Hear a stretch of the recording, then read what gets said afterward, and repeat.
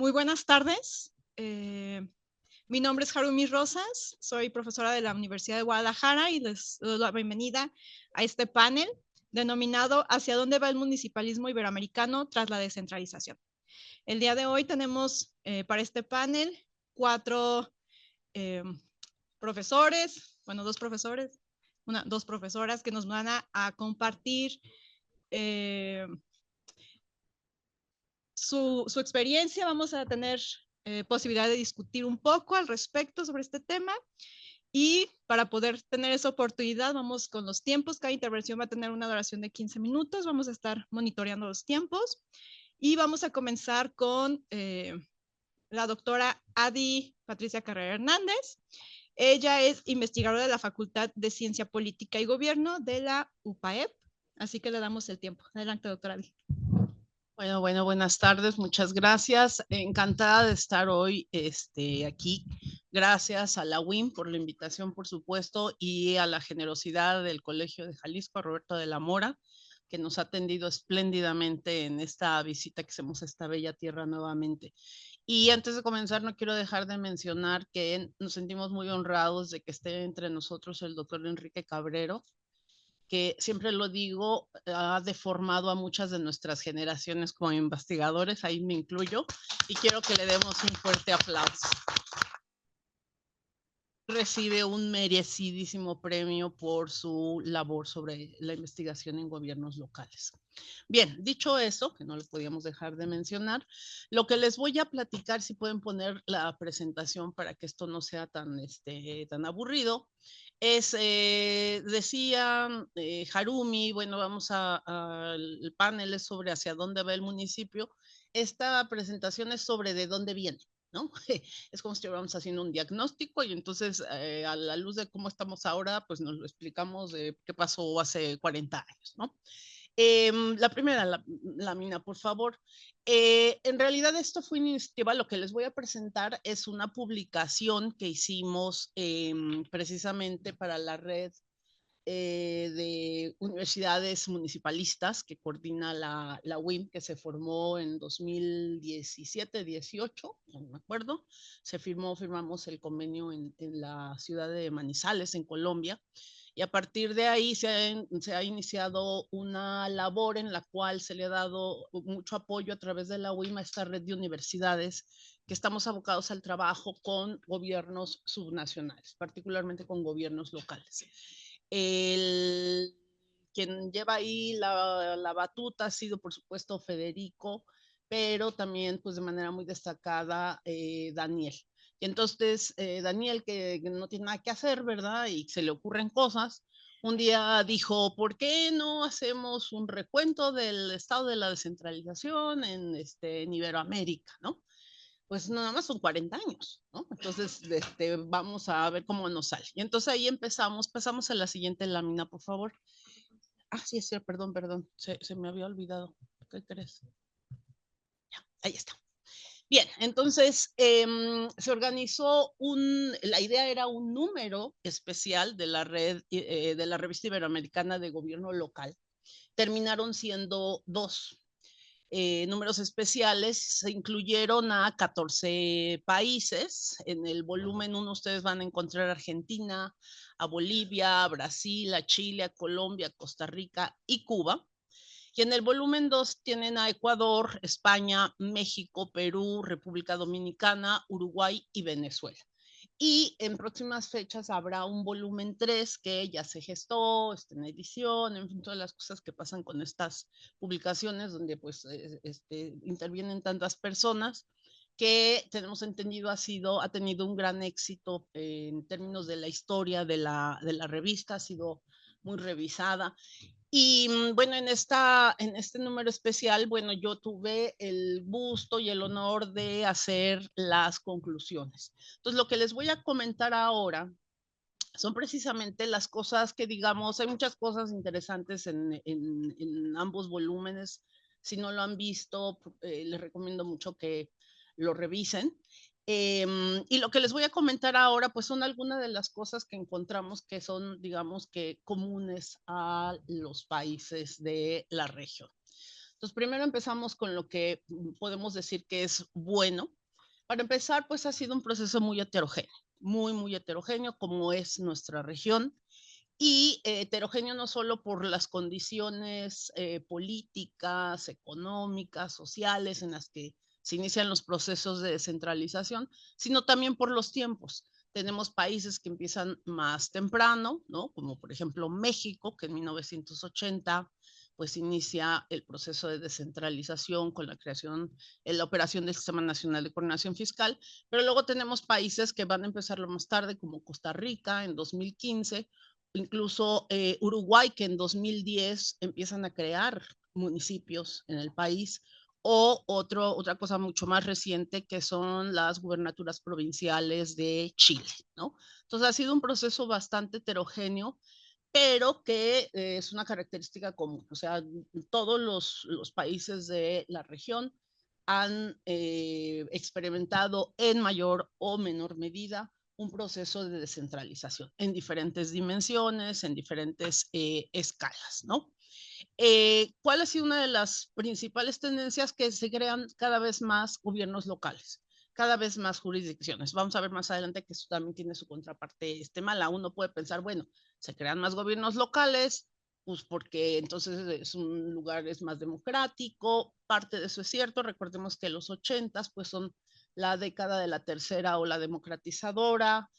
Nuestros países están saliendo de dictaduras blandas y duras, entonces hay un proceso de democratización importante y en ese marco se da la apertura de nuevos espacios de toma de decisiones para actores regionales y locales. Otra cosa también muy importante, que eso, pues retomando el hecho que está aquí el doctor Cabrero con nosotros, eh, la agenda de los gobiernos locales empieza a ampliar y en el caso mexicano podemos decir que empieza a haber una agenda de gobiernos municipales. O sea, antes de esto pues realmente no había una agenda de política pública en el nivel local, más que lo que se atendía día a día, realmente no la podíamos llamar así. Entonces la década de los 80, finales de los 80, empiezan ya a ver muy claramente esta tendencia de una agenda cada vez más amplia en temas diferentes. Ahora, estos procesos nuevamente van a estar marcados por la heterogeneidad. No todo el mundo entra con la misma fuerza, con los mismos resultados. ¿Quiénes son los ganadores, digamos, de este proceso democrático? Pues los grandes municipios urbanizados y sobre todo los metropolitanos. Recordemos que América Latina es la segunda región más urbanizada del mundo, solamente por detrás de América del Norte. ¿Ok? Entonces aquí la agenda crece y sigue creciendo, ¿no? O sea, aquí ya en un principio solamente eran servicios públicos, después, como se ha documentado, pues modernización administrativa, se va a ir metiendo política social de manera muy importante y actualmente tenemos temas emergentes también fundamentales como es cambio climático, como es migración, etcétera, etcétera, ¿no? Que antes no estaban en la agenda local y que ahora ya son un asunto, un issue, un problema público de todos los días. También son los primeros gobiernos locales que en general crean canales institucionalizados de participación ciudadana, también con diferentes resultados, pero bueno, es la primera vez, ¿no? Que a nivel del gobierno local el presidente municipal le dice al ciudadano de pie, ven tal día y aquí yo voy a estar para escucharte, ¿no? O sea, en nuestros países bastante centralistas y bastante autoritarios, pues eso va a ser toda una novedad. Eh, Otro asunto también fundamental es el reconocimiento que se le va a dar a los gobiernos locales de pueblos originarios, ¿no? Que eso también, que bueno, la región, nuestra región pues se distingue porque un 40% de la población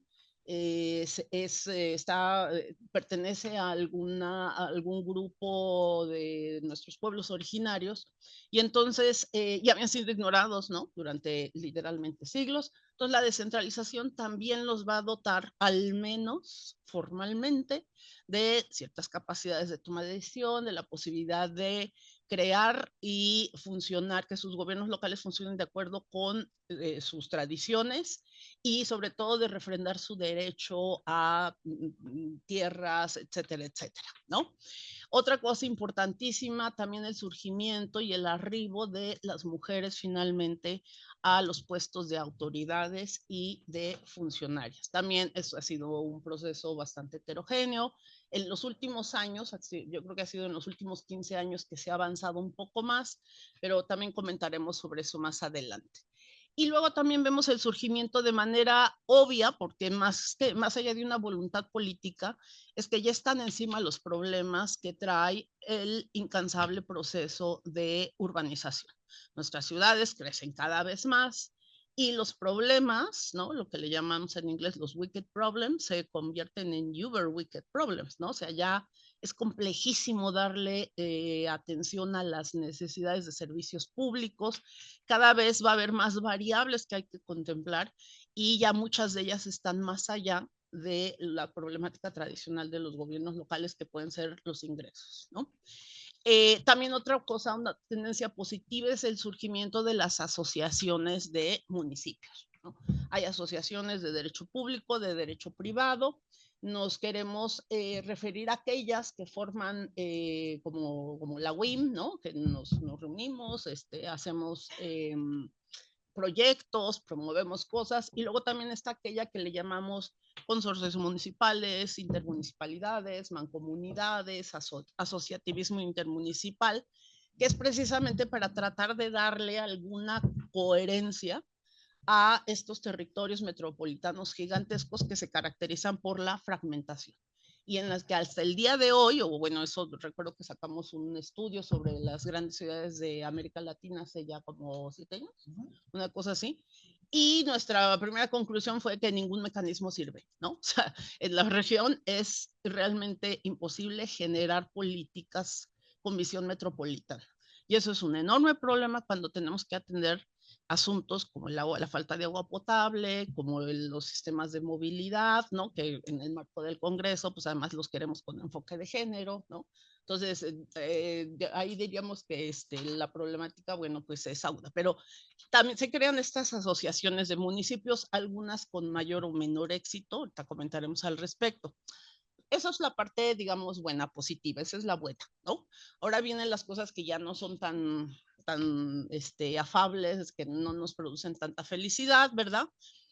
En todos nuestros países o en general prevalece, hay algunos países que han tenido procesos de descentralización interesantes, ¿no? Los casos más recientes son los de Perú, los de Bolivia, pero prevalece en nuestros países una dinámica centralista. O sea, si lo viéramos desde el punto de vista de la economía, ¿no? El neoinstitucionalismo, pues es el path dependence, ¿no? O sea, ese ADN que traemos, que es centralista, profundamente centralista, y que no se nos va a olvidar nada más porque promulgamos una ley de descentralización, ¿no? Entonces, en general tenemos un esquema de relaciones intergubernamentales sumamente centralizado y bastante autoritario, ¿no? De hecho, encontramos, también se ha hecho un estudio que hicimos sobre el índice de autonomía local, que lo hicimos también en el contexto comparado con Europa. Vimos que en muchos países de América Latina, los gobiernos locales no tienen salvaguardas, es decir, elementos jurídicos que defiendan su autonomía frente a otros niveles de gobierno, ¿no? La intromisión de otros niveles de gobierno. Ahí hay un vacío importante que todavía no ha sido saldado en el caso de varias naciones. Y luego, este proceso de que se crean más gobiernos locales, que en México, digo, sí se han creado más gobiernos locales, pero lo cierto es que vamos a un ritmo N veces más lento que en el pasado, pero estos gobiernos locales nuevos que se crean son básicamente en una racionalidad política.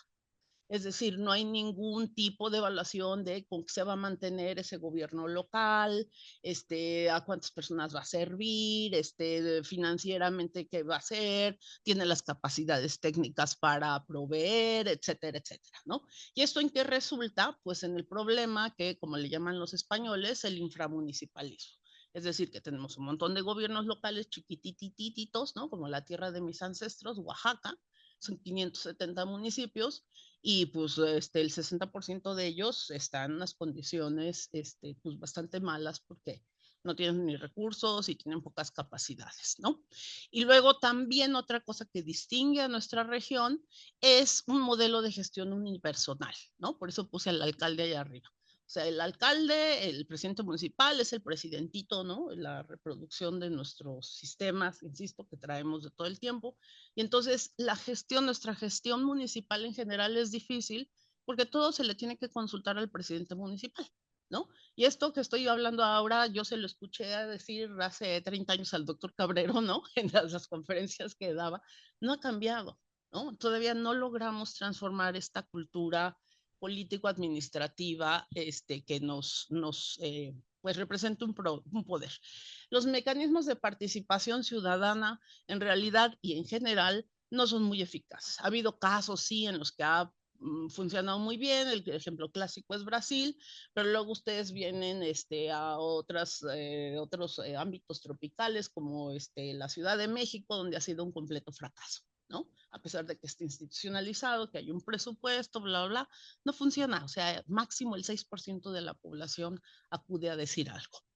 El avance de las mujeres también es muy lento, muy, muy lento. Por ahí hay un estudio de mujeres de Naciones Unidas que si seguimos este ritmo nos faltan creo que como más de 100 años para que realmente lleguemos a la igualdad en términos de acceso al poder y a la toma de decisiones. O sea que si no le ponemos turbo, pues las cosas no van a cambiar ni para sus hijas, digo sus hijas porque yo ni hijos tengo, ni quizá para sus nietas. O sea, hay que apurarnos. Luego, las asociaciones de municipios no cuentan con los incentivos que se requieren. Es muy difícil colaborar en general. Poner a la gente a hacer algo por un beneficio colectivo es difícil. Se necesitan incentivos. Y para el trabajo común de gobiernos municipales, los incentivos más poderosos siempre van a ser los fiscales. Y estos prácticamente no existen en la región, no son pocos, son débiles. Y aparte hay otras consideraciones, ¿no? Como el hecho de que hay marcos jurídicos que tampoco les ayudan mucho, el hecho de que la distorsión, la diferencia, la heterogeneidad en capacidades para hacer colaboración juntos. Entonces, las asociaciones de municipios, hay países, por ejemplo, Brasil, en las que tienen un éxito muy bueno, hacen muchísimas cosas, hacen planeación regional, en fin, ¿no? Pero vemos otros países como México, que pues Jalisco es el caso más destacado de intermunicipalidades, tienen su ley de intermunicipalidades y todo intermunicipalidades, es un caso extraordinario. En el resto del país no existe eso, ¿no? Cuando ocurre de manera fortuita, coyuntural, no se institucionaliza. Tenemos capacidades institucionales muy débiles. El tema es amplio, solamente hablaré sobre la que a mí me parece sustancial, y es el capital humano. O sea, nuestro servicio público municipal está ahí no por meritocracia, ¿no? Está en la mayor parte de los casos porque es afín a un grupo político, porque es el ahijado, porque es el hijo, porque etcétera, etcétera, ¿no? ¿Y eso qué significa? Que pues el insumo más importante de cualquier organización es su capital humano. Entonces, no importa cuánto dinero tengan los municipios, no importa si les llega la última tecnología, si la gente que la gestiona no sabe, no tiene conocimiento, no tiene experiencia, eso va a terminar en un fracaso, ¿no? Y eso explica en buena medida las cosas que vemos en el día a día en nuestros entornos, ¿ok? No tenemos también en general muchas políticas institucionalizadas para fortalecerlos. El fortalecimiento institucional no es algo que pueden hacer solos los gobiernos locales. No es que sean tontos, es que el sistema, etcétera, etcétera, requiere de coordinación intergubernamental y eso no está ocurriendo. Y por supuesto, como todos sabemos, no es el caso de muchos municipios de aquí del área metropolitana de Jalisco, que es de Guadalajara, que es muy particular, pero pues la inmensa mayoría de los gobiernos locales tienen una enorme dependencia de la transferencia federal. Para despedirme antes de que Harumi me pegue, porque dijo que iba a ser muy estricta con los tiempos, ¿cuáles desafíos tenemos? Vamos a hablar en general de los objetivos de la Agenda Global de Desarrollo, ¿no? Que ahora se llama Agenda 2030 y dentro de 5 años, quién sabe cómo se va a llamar. Estas necesidades que se presentan ahí y que creo que en general reconocemos que sí son las más importantes para nosotros como humanidad, son cada vez más complejas, ¿no? La globalización ha traído cosas estupendas, pero también ha traído otras implicaciones que implican, por ejemplo, un mayor riesgo en la toma de decisiones. cualquier acontecimiento que ocurre en algún lugar del mundo va a tener repercusiones hasta en el nivel local. Y creo que el recordatorio más reciente es que hace 5 años estábamos encerrados. No podíamos salir y si salíamos parecía que íbamos a ir a la luna, ¿no? Eso puede transformar de un día a la mañana el mundo, su economía, la forma en la que viven las personas. Eso le pega a los gobiernos locales y tenemos encima de eso, tenemos una cosa que ya no se puede negar, es el cambio climático.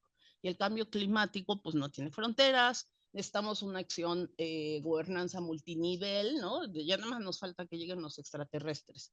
Entonces, cada vez es más complicado lo que hacen los gobiernos locales y se requieren precisamente pues, su fortalecimiento. La descentralización hasta ahora no ha rendido todas las promesas que la teoría hizo sobre esto. Se pueden hacer muchas cosas, sí, pero como siempre decimos, pues lo primero que hace falta es transformar la voluntad política de los tomadores de decisiones. Muchísimas gracias.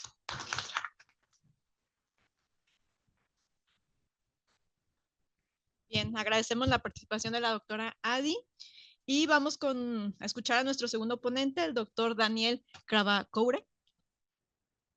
Él es profesor, él es profesor de la Universidad Nacional de Quilmes, de Argentina. Entonces, adelante. Muchas gracias, Marumi. Entonces, la presentación, bueno, mi presentación es un trabajo absolutamente inédito, que es el primer corte de la encuesta global sobre gobierno y política local, que es una mirada que hemos hecho en América Latina, para todo el mundo, porque es global, 5 continentes, sobre la comunidad científica de lo que estudiamos gobiernos locales. Pasamos a la siguiente. Ah, perdón, no lo había, pensé que lo estaba pasando a alguien. Básicamente este proyecto nace como una idea de la nueva conducción desde Buenos Aires 2023 del Comité de Investigación de Gobierno Local y Política Local de IPSA, que es la Asociación Mundial de Ciencia Política. La presidenta del comité es nuestra amiga Carmen Navarro Gómez de la Universidad Autónoma de Madrid, integrante también de la Red UNI, y pensamos en el trabajo colaborativo el tema de hacer una encuesta a todos los investigadores. Entonces, la idea es analizar las tendencias y agendas emergentes en el gobierno y la política local, revisando la perspectiva de los investigadores académicos de todo el mundo. ¿Cómo hicimos para hacer eso? Mi verano en Buenos Aires fue empezar a construir una base de datos. Empezamos por los datos de los investigadores que han trabajado históricamente en el Comité de Gobiernos Locales de IPSA, la Red UNI, los datos que teníamos, el IGLOM para el caso mexicano, ahí estaba en línea el padrón, la Asociación Europea de Estudios Urbanos, el Consorcio Europeo sobre Gobierno Local, y después, agotado esto, yo tenía también una base de datos de cuando era editor de la Revista Iberoamericana de Estudios Municipales, de la RIEM. Fuimos a buscar al identificador, al ID Scientific Index, que básicamente lo que hace es capturar la producción científica. Es la famosa base de la cual nosotros decimos somos un H18, un H25, o sea, la medición de la productividad. Y sobre eso le aplicamos la estrategia de bola de nieve. Por eso les pedimos, para los que contestaron la encuesta, que aquí hay bastantes, la penúltima pregunta, se le pregunta por otros colegas que conozcan que hagan el mismo tema. Bueno, entonces, para identificar, los datos globales, esto es pura curiosidad. Yo lo que estoy esperando de ustedes es curiosidad en mi presentación, esto es claro, porque son datos de corte de la semana pasada, digamos, y es el primer corte, identificados por grupos de países, ¿no? Obviamente Europa representa 1/3 del total de los investigadores en gobiernos locales del mundo. Hasta esta fecha eran 1640 los colegas que teníamos identificados a partir de los clasificadores: gobierno local, política local, desarrollo local, básicamente esos. Europa es 1/3, Curiosamente, es interesante para nosotros, América Latina es un cuarto de los investigadores en gobiernos locales del mundo, Asia 16%, África 13%, Estados Unidos 13%, Estados Unidos y Canadá, los separamos, digamos, nos pareció que podíamos trabajar las Américas como continente, pero nos parecía que por una cuestión histórica debíamos separar Canadá y Estados Unidos, y Oceanía, que solamente tiene 21 investigadores en gobiernos locales, digamos, ¿no? Y ahí tienen las respuestas por grupos de países. Eso que ven, lo que están en color azul, son los investigadores que teníamos a esa fecha, y en color rojo lo que tienen son los que han contestado. Verán que hay mucho de Europa y mucho de América Latina. Y esto tiene que ver, lo hemos hablado mucho con Carmen, yo estuve un mes trabajando con Carmen en esto, tiene que ver con que en Europa, cuando en el correo personal lo escribe Carmen, que es una persona clave dentro de las estructuras de investigación europeas y de los consorcios europeos, los colegas le contestan, digamos, ¿no?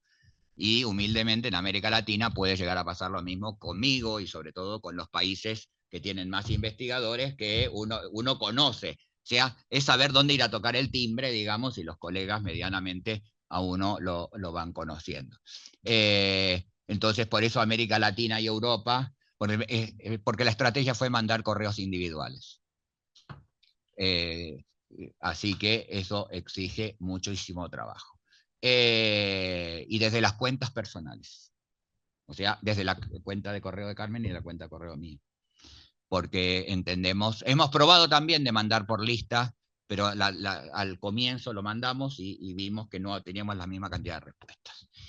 Es muy interesante saber que uno forma parte de una comunidad científica que somos un cuarto de la del mundo. Cuando uno mira por país, solamente, esto es por país de todo el mundo, Estados Unidos tendría 182, la comunidad científica más grande, México tendría la segunda, con un poquito más de 150 investigadores, entonces un poco más que el padrón del IGLOM. Argentina estaría en tercer lugar, después viene cuarto Nigeria, ¿ven todos? ¿Se ve? No sé. Viene Nigeria, que son 82, Indonesia, Sudáfrica, el Reino Unido, 60, Polonia, España y Bangladesh. Esos son los 10 países del mundo con mayor cantidad de investigadores en gobiernos locales, con producción científica, porque lo que nosotros hacemos es chequear que tengan producción científica, más o menos. Vamos, pero estamos buscando, y los países que tenemos hoy más respuesta, sobre los identificados es lo que está en grisecito, y en rojo los que contestaron, América Latina y México son los países que más han contestado, por esto de las cuestiones personales. Estados Unidos, todavía nos queda bastante para trabajar, Reino Unido, Polonia, Alemania, España, Chile y Sudáfrica. Esos son los países, los 10 países con más respuestas. Esto es pura curiosidad para que vean los datos a nivel global, no de nuestra comunidad. De nuestra comunidad, las respuestas de América Latina hoy representan poco menos de la mitad. Pero esto, insisto, yo estoy haciendo un corte a partir de que yo trabajé mucho, porque me fui a hacerle el proyecto de investigación con Carmen a Madrid, donde yo me puse más que Carmen, que está cerrando el trimestre, digamos, y está con los exámenes y todas estas cosas, y yo tenía todos los 30 días para trabajar exclusivamente con la muestra, digamos, ¿no? Solamente es para identificar esto. Bueno, entre las respuestas, ahí tienen en los países de América Latina, México es el que más ha contestado, efectivamente, sobre 150 investigadores, ya más de 60 ya contestaron. Argentina tiene una comunidad, pero han contestado un poco más. Chile tiene una buena cantidad de respuestas. Brasil son los identificados. Hay países, obviamente, que cuanto menos investigadores hay países como Jamaica o Trinidad y Tobago, o que como se ha encontrado que hay un investigador, ¿no? Entonces, si logramos eso, tenemos obviamente el 100% de la respuesta, ¿no? Pero identificar lo importante.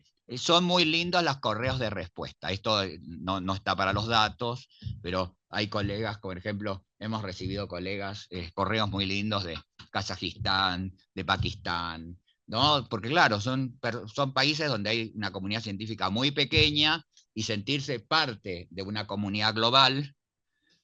Por ejemplo, IPSA va a crear en el Comité 5 2 premios.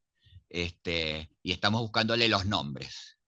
Y entonces yo a los que respondieron de Estados Unidos, la idea es poner un europeo y alguien que podría ser de Estados Unidos. Y nada más y las respuestas de los colegas son muy cariñosas en general, de que se sienten parte. Y uno diría, tienen resuelto muchas cosas ellos en Estados Unidos, y sin embargo, esto de sentirse parte de una comunidad. ¿Cuál es la principal disciplina de especialización? Esto ya entrando en la respuesta del cuestionario. Es muy curioso que la mitad se definen dentro del campo de la ciencia política. En otras épocas hubiera sido más importante las personas. Esto es cómo se definen, qué disciplinas se definen. Quizás en el pasado se hubieran definido más por la administración pública y hoy se definen mucho más por el campo de la ciencia política, ¿no? Después viene la sociología, el derecho, la economía, los estudios urbanos y un pequeño número de geógrafos, ¿no? Es curioso esto, y esto hace a la discusión disciplinar, digamos, ¿no? Ahora sobre el particular. ¿Cuál es la posición en el sistema científico? Bueno, un poco, como ven ahí, un poco más del tercio son profesores titulares o máxima calificación, titulares, catedráticos, de acuerdo a los países. El segundo nivel, efectivamente, los asociados, profesor asistente en tercer lugar, van en contra de las agujas del reloj, como están puestos. Otras posiciones, investigadores en un instituto público, porque ustedes saben que hay países que puede haber investigadores que no trabajen en la universidad y que solamente están en institutos científicos, investigadores independientes y investigadores postdoctorales, digamos, ¿no? Así que no están mal las posiciones, o sea, alcanzan un nivel bastante alto dentro del sistema científico. ¿Cuáles son los principales temas de investigación? Aquí vienen, el primer tema son las estructuras de gobernanza y diseño institucional. El tema además. El segundo, y esto lo hablaba yo ayer con Enrique, el lugar que está ganando la democracia local y la representación política. O sea, que los estudios de gobernanza empiezan a leer en términos de las claves de los estudios politológicos, de las variables políticas, ¿no? O sea, en otra época hubiera sido, con perspectiva más de administración pública, no hubiera estado tan presente los estudios políticos, ¿no? Y sin embargo han ganado lugar. El tercero, las políticas públicas locales, ¿no? Esto era mucho más grande seguramente en el pasado, digamos, los estudios de política pública, lo que hablábamos ayer en el seminario, ¿no? En el instituto, en el CUSEA, ¿no? La idea de las cuestiones más vinculadas al análisis de caso, ¿no? Evidentemente estamos con otra construcción en términos de datos, descentralización y gobernanza multinivel, incluyendo RICS, es el cuarto tema. Finanzas públicas locales sigue siendo un tema, yo estoy rodeado de dos que saben mucho, pero sigue siendo un tema donde no hay falta, ¿no? más desarrollo del tema de las finanzas públicas, desarrollo urbano y regional, y después otros. Esto todo es América Latina, Iberoamérica. El enfoque. Paradójicamente, aquí sí aparece el análisis de caso, ¿no? El análisis comparado y el análisis de caso, ¿no? El análisis comparado, esto como ayer en el comentario que me hacía Enrique, creo que, no sé si Enrique Otoño era la discusión sobre el análisis de caso, yo lo llamo el hijo de la pobreza de la ciencia, digamos, o sea que en el caso de que hacemos análisis de caso, pues no tenemos plata para hacer muestras más grandes, digamos, ¿no? Pero el sesgo de análisis comparado es potencialmente, me parece bien interesante, de que empiece a aparecer, porque digo, que no salir del particularismo, que es un tema que uno ha luchado mucho para que salir del particularismo de la investigación, digamos, ¿no? Mi país, mi municipio es así, ¿no? pensar un poco más, bueno, mi estado con otros estados, mi país con otros países, mi continente con otros continentes, digamos, ¿no? Y esto tiene un montón de implicancias además metodológicas, ¿no? Que es lo que ayer yo un poco señalaba, que necesitamos mucho más un manual metodológico sobre gobierno local, digamos, sobre las teorías alrededor, ¿no? De estas cuestiones. Hay otros colegas, enfoque cualitativo, se definen solamente como modelo cualitativo. Los cuantitativistas son pocos, esto ya viene siendo arrastrado, si fijaron no había tantos sociólogos, y métodos mixtos, ¿no? Esto era la posibilidad que tenías. Se afectó la pandemia el enfoque o las prioridades de investigación. Acá pensamos que iba a ser mucho más grande, digamos, el tema, porque fue un parate y sobre todo para los que hacen trabajo territorial, digamos, trabajo con encuestas en territorio, eso se dificultó muchísimo. Preguntamos cuáles fueron los nuevos temas a partir de la pandemia. Esto ya lo venimos haciendo en otro proyecto que tuvimos en la Argentina, que y va a salir una tesis en mi grupo sobre esto, sobre cómo cambiaron también las agendas políticas previa a la pandemia, en pandemia y post pandemia. Si quieren, para la Argentina lo tenemos hecho, es dramático, no cambió nada. O sea, cambió durante la pandemia, ¿no? O sea, la política no registró la pandemia, ¿no? Esto es muy curioso, digamos. Si se fijan, el otros es muy grande porque hay un alto nivel de dispersión. O sea, las prioridades que surgieron de la pandemia dispararon para casi cualquier lado, digamos, ¿no? Sin embargo, aparece el tema de capacidades locales. Tema que con la doctora Carrera estamos impulsando, y con otros 3 colegas, un estudio latinoamericano sobre este tema. Aparece como el segundo tema, el tema de las capacidades. Apareció relaciones intergubernamentales, yo me hubiera jugado que iba a ser más, pero aparece también con gran preponderancia esto, lo hablamos con Enrique ayer, ¿no? por el tema del instituto. Innovación y transformación digital, uno mira Raga, ve mucho congreso, ¿no? Y sin embargo, no es tanto. Pareciera, ¿no? La red de gobierno abierto, digamos, o la gente de la red, ¿cómo se llama? La red de Nacho Criado, alguien me va a ayudar, la que hace temas digitales. Bueno, que ahora no está más Nacho a cargo. Uno tendería a pensar que hay más visibilidad, ¿no? Y sin embargo, sigue apareciendo el tema de la descentralización, ¿no? Pese a que no hay descentralización, sigue apareciendo. Desarrollo territorial, finanzas públicas y servicios públicos, ¿no? Esto aparecen los nuevos, digo, no son nuevos temas, sino que los colegas empezaron a indagarse sobre esos temas, digamos, ¿no?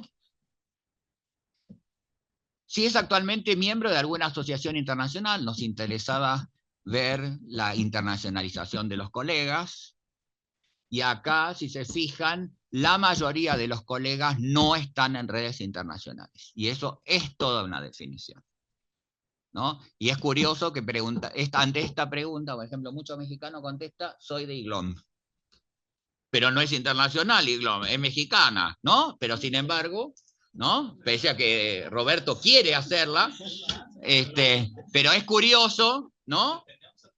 Que es curioso. Y un poco para los que vienen de la reunión de la Red Uni previa, que fue la gente que contesta o WIM o Red Uni terminan siendo las más grandes. Segunda es la REPSAL, que es la Red de Estudios Políticos Subnacionales de América Latina. O sea, viene ganando espacio, y hablaba con Sebastián Mauro, que es uno de los líderes de eso, es un argentino, y es un peruano el que lo lidera, que es Tomás Dosek.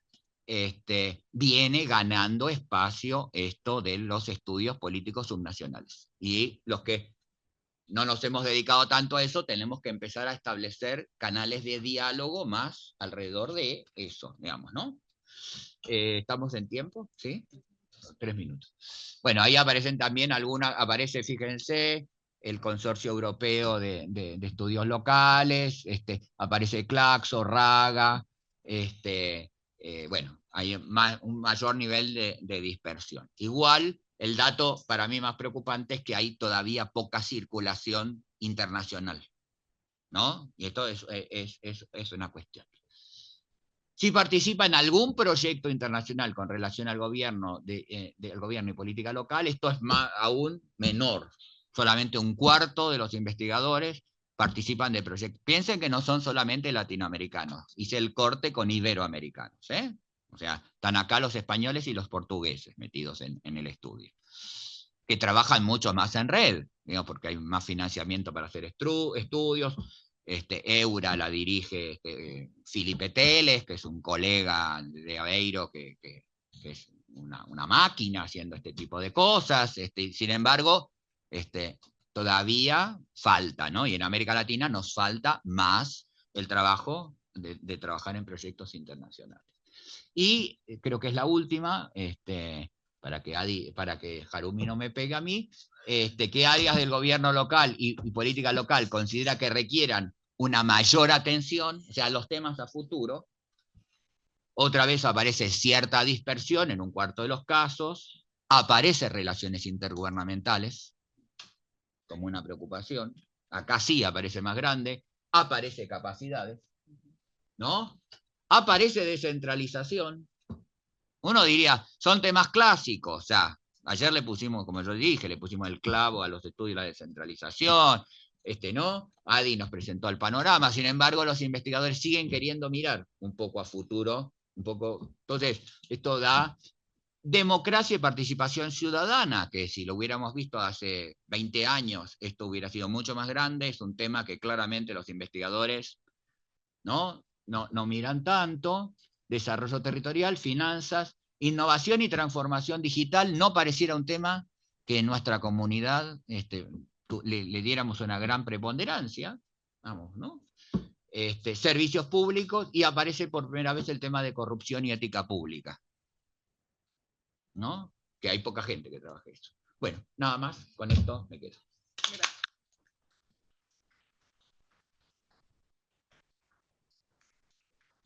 Muchas gracias. Sí, hace una aclaración, no le voy a pegar a nadie, tranquilo. O sea, yo tenía miedo.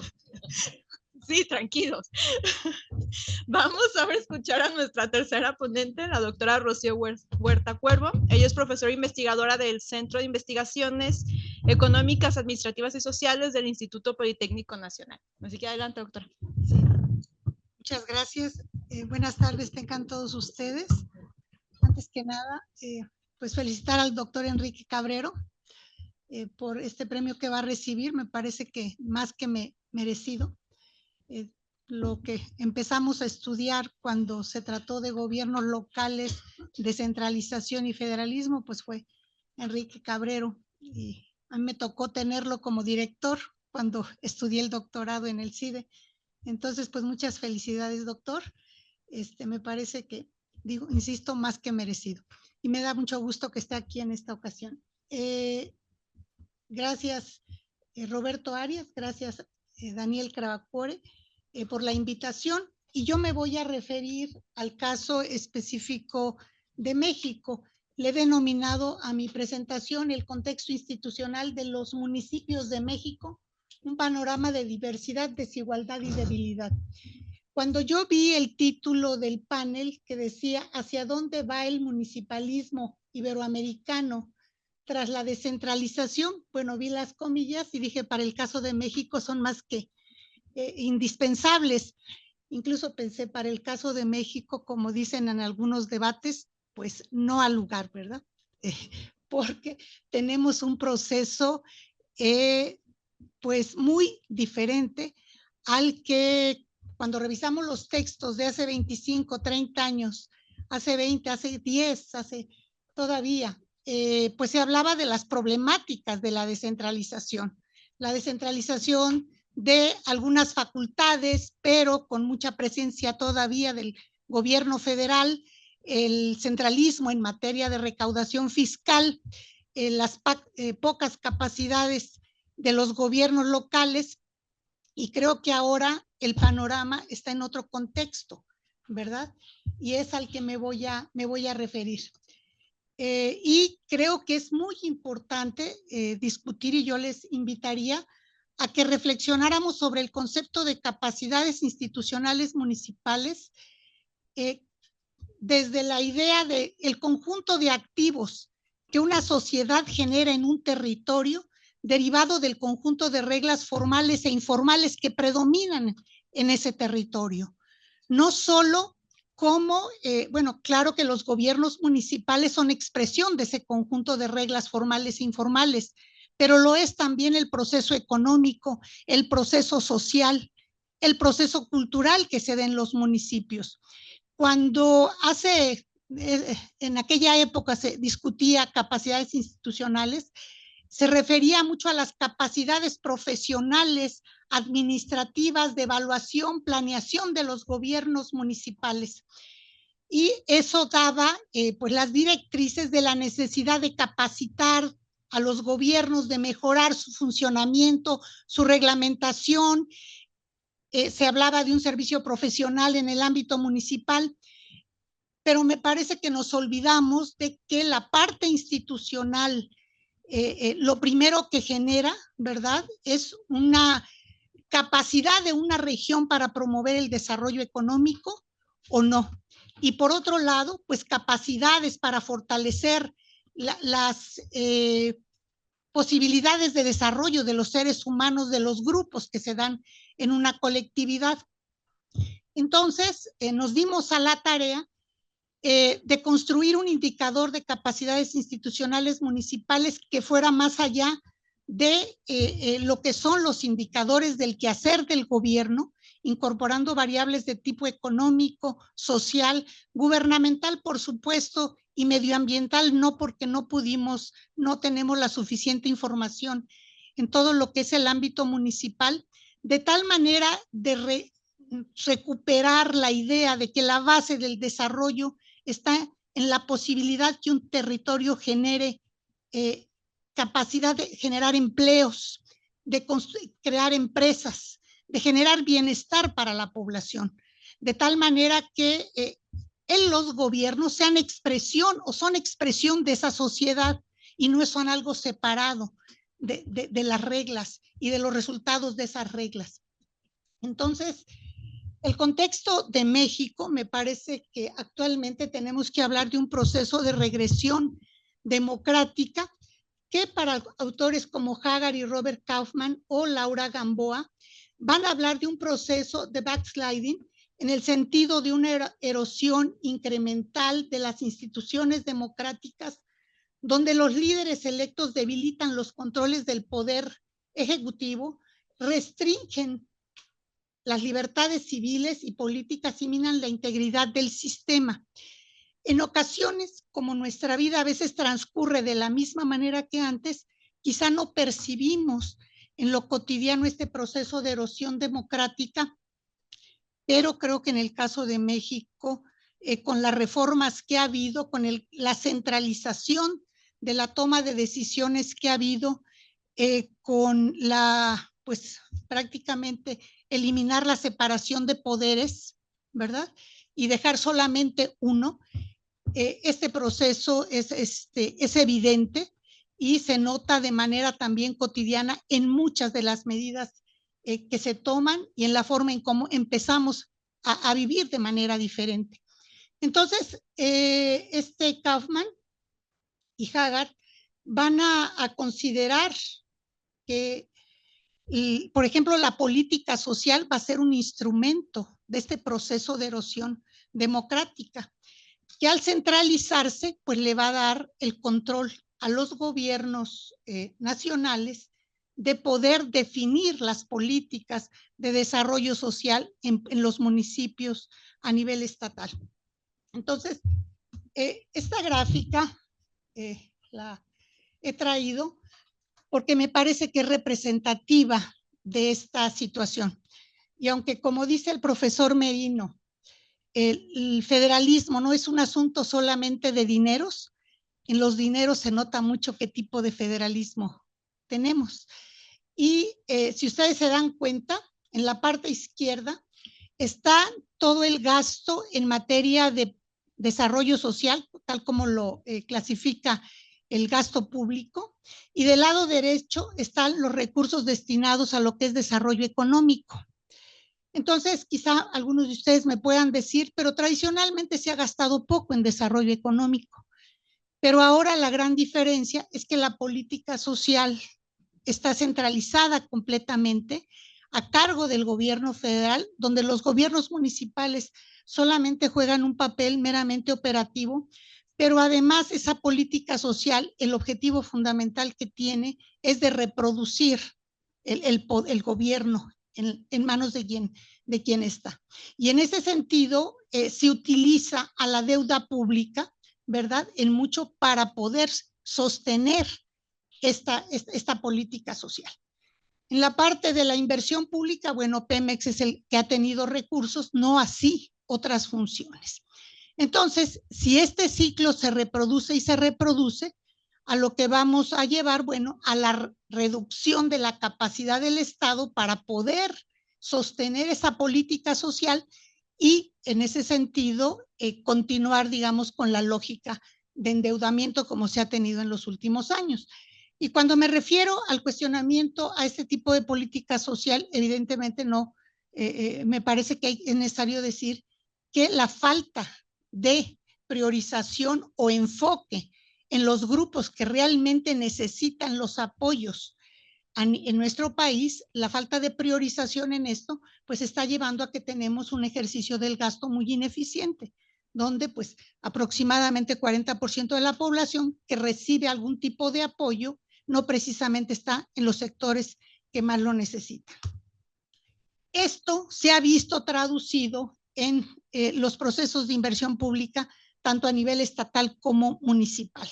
Si vemos la línea verde, es la inversión pública que existía en el 2018, y si vemos la línea anaranjada, es el promedio de la inversión pública que tuvimos en el sexenio pasado.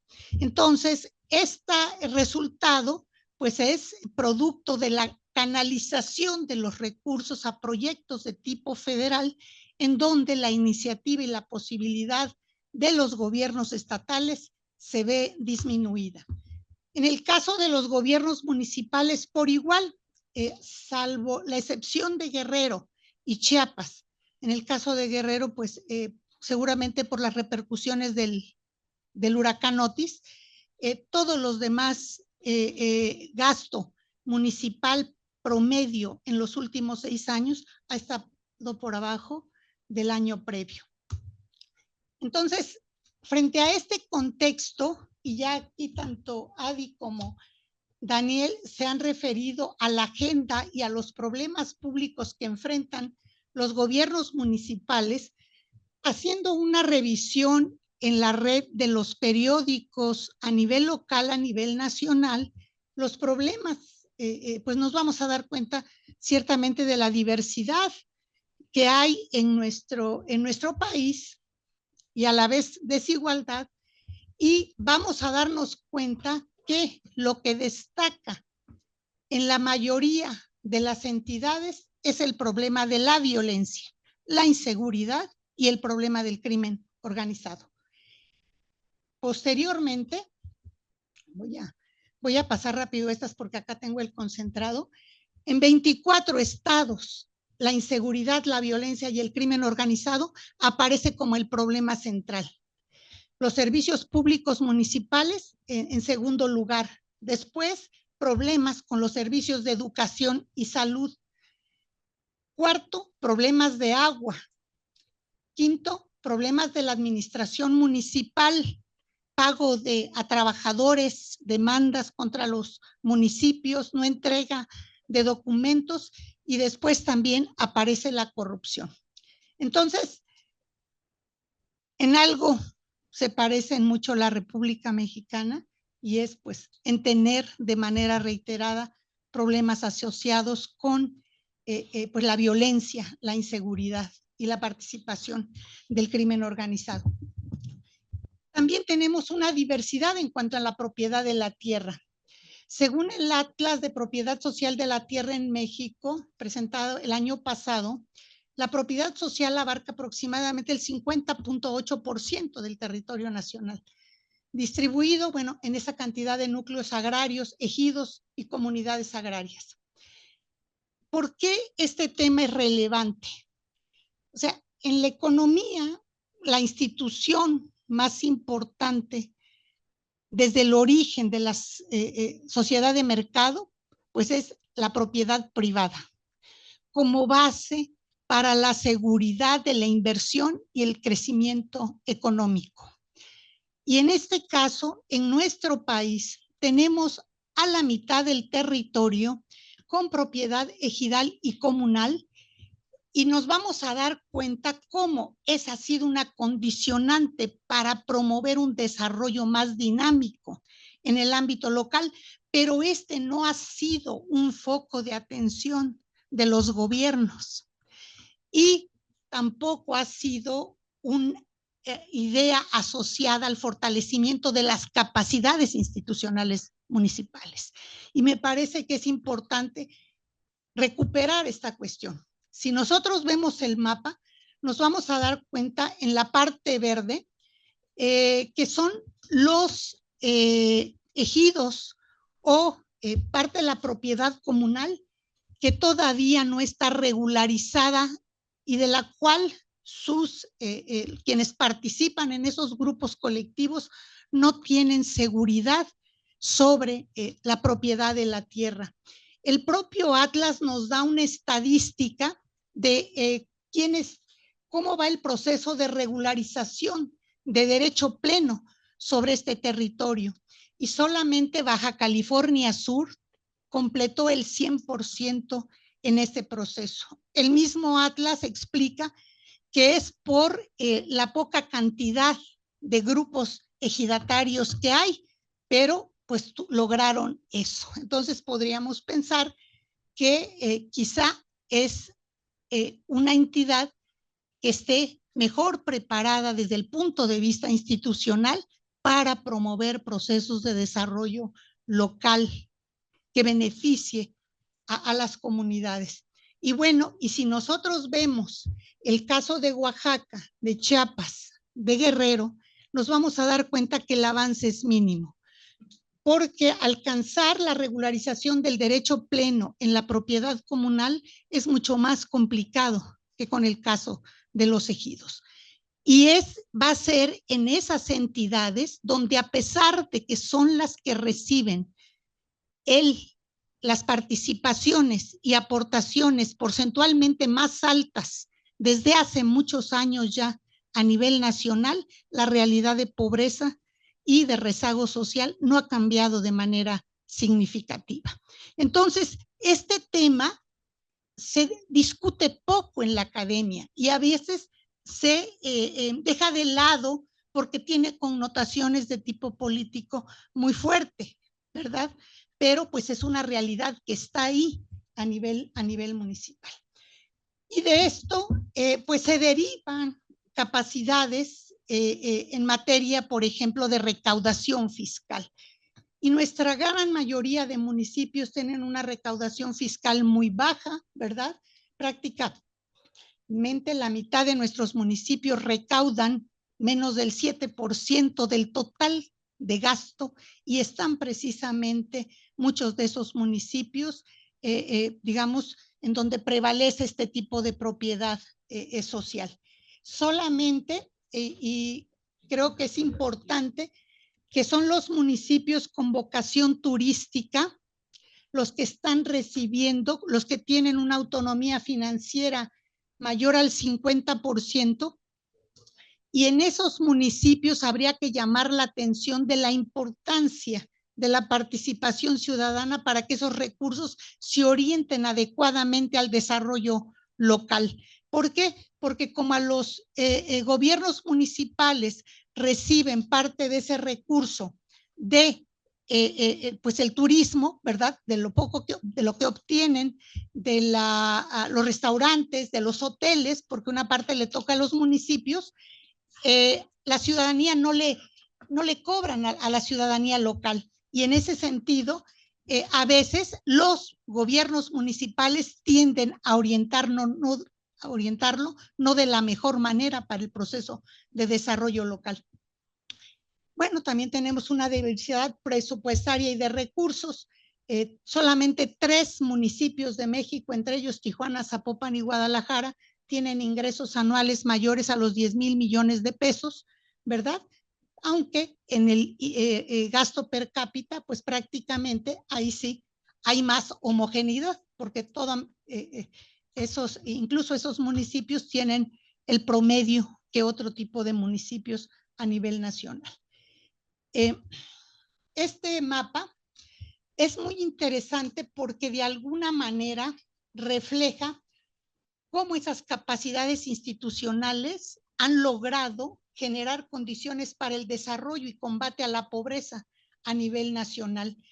Este mapa nos dice los que tienen colores más fuertes, está dividido en 4 regiones y es parte del trabajo de un libro que pronto vamos a publicar sobre la evaluación del avance de los objetivos de desarrollo sostenible a nivel municipal. Y ahí donde está muy fuerte el color es que la pobreza tiene porcentajes muy altos del total de la población local. Y si nosotros vemos Baja California Sur y Coahuila, parecería que son los estados en donde hay mayor igualdad. No solo ya no aparecen esos colores tan fuertes de un gran o alto porcentaje de pobreza a nivel municipal, y más bien aparecen tonos más claros que indican no solo que los porcentajes son menores, sino que también estatalmente hay una mayor igualdad a nivel regional. Entonces, digamos, este mapa, aquí está el problema de la población sin derechohabiencia y se van a dar cuenta cómo el color oscuro prevalece del centro para el sur, ¿sí? Y en el caso de los años promedio de escolaridad, aquí el color fuerte es el que nos indica más años de escolaridad. Los menores años de escolaridad están también del centro para el sur. Entonces, este fue el resultado del mapa de capacidades institucionales municipales que obtuvimos integrando 15 variables desde el punto de vista económico, social y gubernamental, con una técnica de componentes principales. Y lo que nos damos cuenta es que los municipios azules son muy pocos, son los que mejor dotados están desde el punto de vista gubernamental, económico y social para enfrentar las problemáticas locales. Después los verdes, lo que prevalece en nuestro país es el naranja, el amarillo y el rojo, que por ahí está concentrado en el sur de nuestro país, pero por tener una gran cantidad de municipios se ve poco. Entonces, bueno, esa sería mi presentación. Muchas gracias. Muchas gracias por su atención. Agradecemos a la doctora Rocío. Vamos con nuestro cuarto y último ponente, el doctor Alberto Arellano Ríos. Él es profesor e investigador aquí en el Colegio de Jalisco. Adelante, Alberto. Bueno, muchas gracias. Buenas tardes. Voy a tratar traigo mis apuntes para no divagar. Son 3 diapositivas.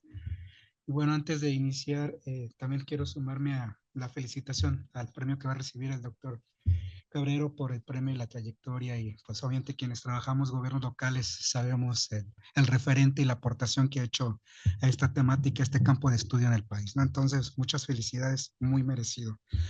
Y bueno, buenas tardes a todos. Como les decía, para mí también es un placer y un honor estar con colegas muy reconocidos en la temática de los gobiernos locales. Y en esta mesa intitulada ¿Hacia dónde va el municipalismo iberoamericano tras la descentralización? En este importante Congreso Iberoamericano de Municipalistas, y básicamente voy a organizar mi participación en 3 pilares. En el primero planteo la existencia, a la vez que diferencio el fenómeno social de un problema público. En el segundo intento transitar de ese problema público a una temática que a mí me ha preocupado y ocupado en lo particular, que tiene que ver con la arquitectura institucional o la ingeniería constitucional, para finalmente plantear una agenda de trabajo pública y académica. Y entonces voy a iniciar, ¿no? Inicio, bueno, lo metropolitano como un fenómeno social y problema público. Y bueno, en este apartado quisiera sentar que el fenómeno inédito del siglo XXI corresponde al llamado fenómeno de la metropolización como un hecho sociológico sin precedente en la historia de la humanidad. Y sin entrar a profundidad al tema, solo diré que la metropolización es el proceso sociológico de tipo urbano, económico y espacial que nos indica que estamos ante un cambio de época, una revolución que va más allá de lo urbano, pues muchos de los problemas públicos tienen en lo metropolitano un eje transversal. A grandes rasgos se puede decir que la metropolización es un proceso en el que una ciudad o centro madre parte de una lógica de conurbación y de relaciones funcionales que conlleva cambios profundos de tipo económico, socioculturales, ¿no? Aunque en la literatura que analiza los mecanismos y estructuras de gobernanza metropolitana nos dice que no hay fórmulas únicas o modelos, además de enfatizar que el contexto importa, reconoce a grandes rasgos tres tipos de mecanismos institucionales que básicamente son el supramunicipal, el intermunicipal y las agencias sectoriales de tipo metropolitano, ¿no? De ahí que se diga que no hay recetas aplicables, generales para todos, y que para responder al problema de cómo en las zonas, en las regiones o áreas metropolitanas se gobiernan, bueno, es porque básicamente intentan responder a la complejidad que emerge de las varias jurisdicciones político-administrativas que se interrelacionan, ¿no? De ahí que, como ya se ha señalado en las participaciones anteriores, hay un problema de fragmentación institucional y de gobiernos yuxtapuestos, como ya también señalaban, todavía enmarcadas en las relaciones intergubernamentales. Y de alguna forma, para intentar responder a esta problemática social y pública, se intenta, y es muy importante desde los territorios locales, procesos de innovación pública e institucional como un asunto que emerge desde actores e instituciones en territorios específicos como casos a estudiar, y como también aquí se nos señala, también comparar y ampliar la mirada, ¿no? Hecho lo anterior, bueno, intento plantear y abordar el problema, al menos desde mi experiencia, lo que yo vengo trabajando, este problema público como un problema de diseño institucional y que antes de proseguir, me gustaría, bueno, considerar también coincidir con las mesas, con las participaciones que me acaban de anteceder en esta mesa, pues la importancia del tema del federalismo, al menos en Latinoamérica, y el papel que tienen los municipios como esa unidad administrativa que es nodal y básica y que en lo metropolitano se presenta, ¿no? O sea, de ahí que, bueno, siempre cuando uno aborda estas temáticas, del telón de fondo, bueno, está la temática del sistema federal, al menos en el caso argentino, Brasil y mexicano, y sobre todo teniendo en cuenta, bueno, que con matices, características diferentes, se insertan en el marco de un federalismo rígido, vertical, y que quizá el mexicano sea sobre todo el más centralizado de los tres, ¿no? Entonces, digamos como que ese es el problema del telón de fondo, pero que yo creo que con lo que vaya planteando, pues vamos a hacer elementos para coincidir, ¿no? Dejo este nivel de la exposición para reducir la escala de tipo o la apreciación de tipo global o espacial, para centrarme, bueno, a partir del caso mexicano y compartir de alguna forma similitudes con América Latina, sobre todo de procesos que en la región que son comunes más o menos en la década de los 80s y 1990, cuando se dan estos grandes procesos de cambio político, entendidos básicamente como descentralización y democratización, que en el caso mexicano se da por la vía electoral, así como el cambio económico inserto en lo que se llamó la apertura comercial y la globalización económica. Pero bueno, como ustedes saben, desde en esta década estamos inmersos en un proceso de recentralización, de autocratización y también de la búsqueda de un proteccionismo económico y político, ¿no? Como sea, en los procesos macros anteriores de tipo institucional, en los territorios metropolitanos emerge un problema nodal y que es sobre todo la cuestión de cómo gestionarlos y gobernarlos, como habíamos señalado, como resultado de la fragmentación institucional y de los gobiernos yuxtapuestos, y que por lo tanto los territorios metropolitanos se vuelven importantes porque pueden incidir en muchos de los problemas públicos, pues como ocurre en la llamada metropolización se articulan otras dimensiones socioespaciales, ¿no? De ahí que el estudio político y gubernamental de lo metropolitano, que es siempre lo que me ha interesado, primeramente abordado desde un enfoque de relaciones intergubernamentales, nos haya permitido o busquemos transitar esquemas de lo que la literatura llama la gobernanza metropolitana, claros y también no atendiendo o resolviendo los problemas que todavía tenemos en los esquemas de gobernabilidad y no se diga todavía de mecanismos iniciales de coordinación para insertar pues estos debates de diseño supra, inter o de instancias sectoriales pues en toda esta complejidad, ¿no? Y obviamente este es el marco que en el caso personal me interesa y como, bueno, quienes estudiamos gobiernos locales y el municipio como un elemento central, tarde o temprano llevamos a discutir el llamado artículo 115, bueno, que de la Constitución, que el cual mandata expresamente que no haya instancias de gobierno intermedias entre las entidades federativas y los municipios, ¿no? Todo esto, digamos, es un problema estructural, complejo, pero en lo personal, bueno, yo he venido dando el seguimiento junto con otros colegas de la región y también del Colegio de Jalisco, sobre todo a la lógica, al desenvolvimiento del área metropolitana de Guadalajara como un caso de estudio que, bueno, podemos sostener que se ve como una experiencia exitosa, como un proceso en términos del argot de políticas públicas de incrementalismo inconexo, desarticulado, pero que en el panorama nacional y latinoamericano se mira con muchísima atención, ¿no? Esto nos hace recordar, bueno, y quienes estamos al tanto de estos procesos, que la gobernanza es un proceso abierto de ir y venir en donde la dimensión de lo público, lo político se vuelve muy importante, ¿no?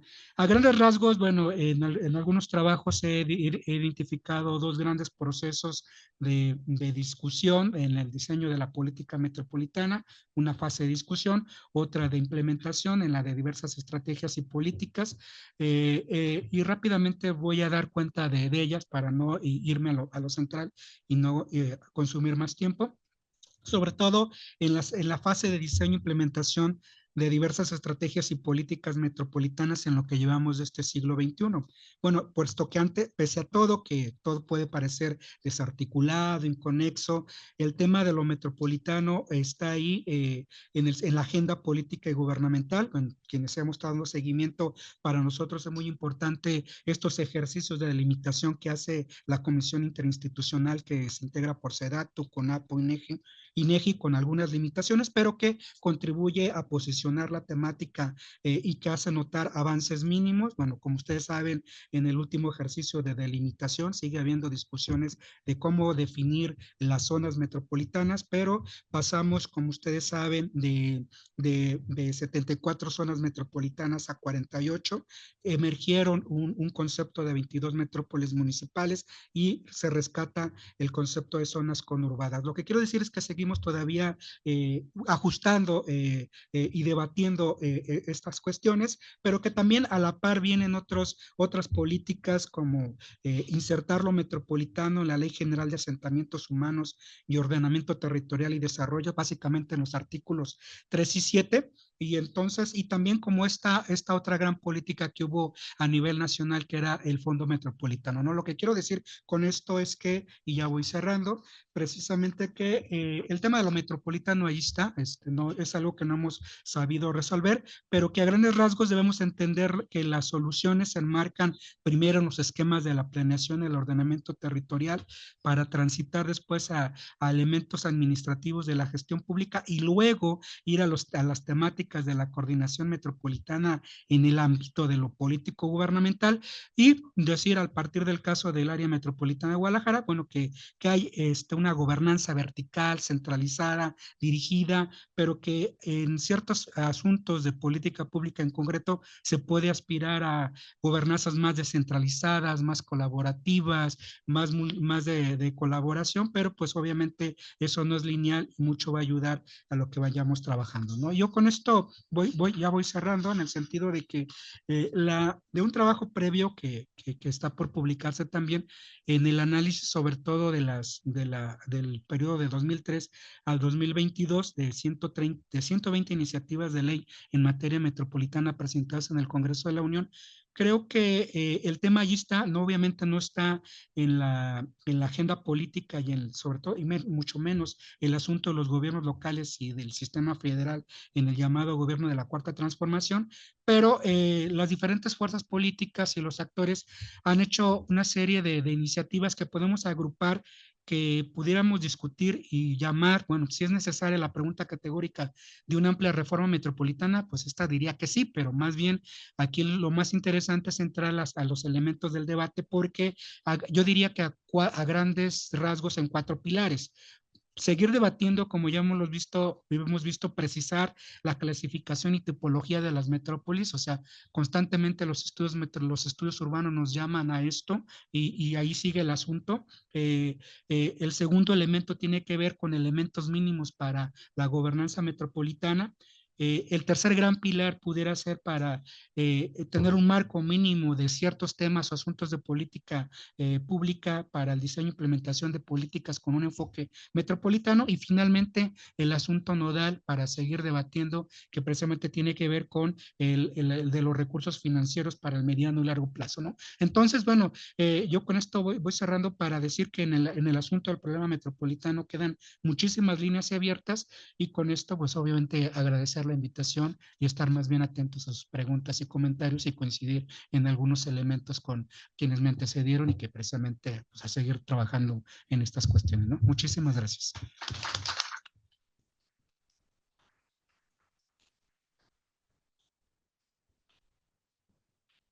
Bien, agradecemos la presentación del doctor Alberto. Por cuestiones de tiempo no podemos tener un espacio de preguntas y respuestas. De cualquier forma vamos a estar aquí. Podemos platicar en corto, pueden platicar con los ponentes. Les agradecemos muchísimo su asistencia y participación en este panel. Les invitamos también al siguiente panel. Y hay café aquí afuera, sí, también hay que anunciar eso. Sí, y los invitamos a permanecer en el siguiente panel. Les agradecemos mucho su asistencia. Gracias.